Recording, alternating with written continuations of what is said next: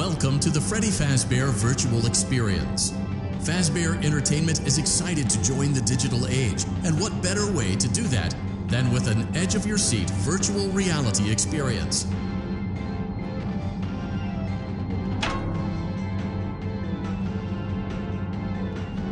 We know that Fazbear Entertainment has developed something of a bad reputation over the last few decades, and while it's true that some stories associated with our name were loosely based on actual events, the majority of them were total fabrications from the mind of a complete lunatic, lawsuits pending. But we aren't above laughing at ourselves.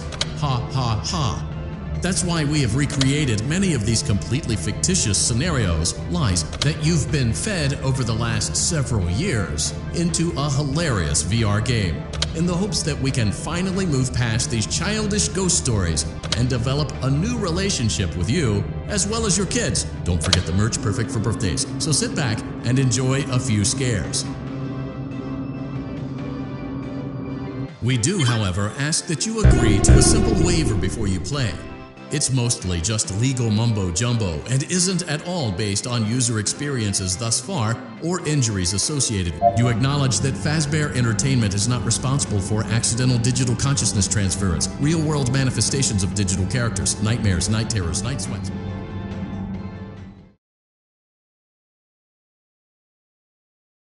Welcome to the Freddy Fazbear Virtual Experience. Use the console in front of you to navigate the menu and pick one of the frightening experiences available.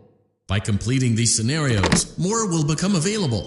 You'll see plenty of familiar faces and some new ones as well. So stay a while and have a good time.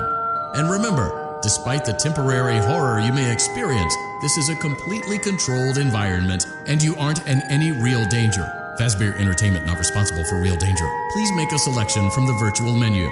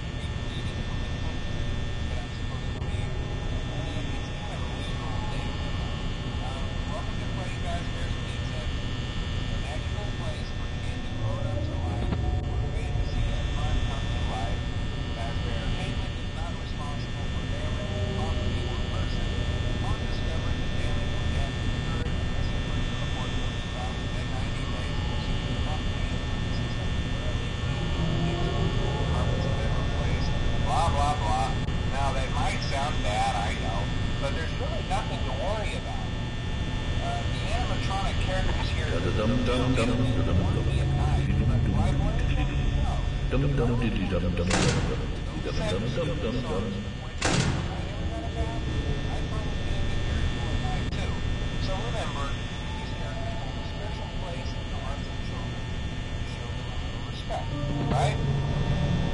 So just be aware, the characters do tend to wander a bit.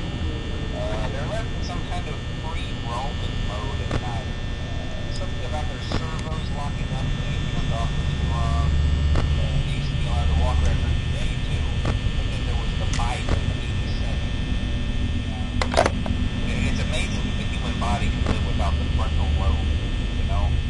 Now concerning your safety, the only real risk to you as a night watchman, if any, is the fact that these characters, if they happen to see you after hours, probably won't recognize you as a person. They'll most likely see you as a metal endoskeleton without its costume on.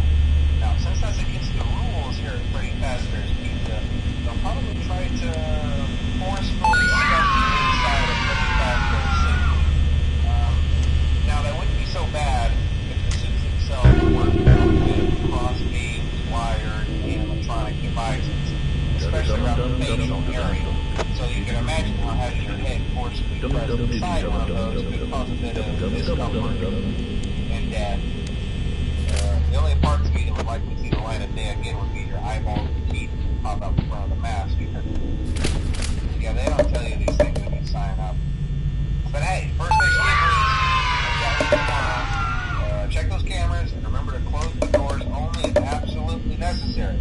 Gotta conserve power. Alright, good night.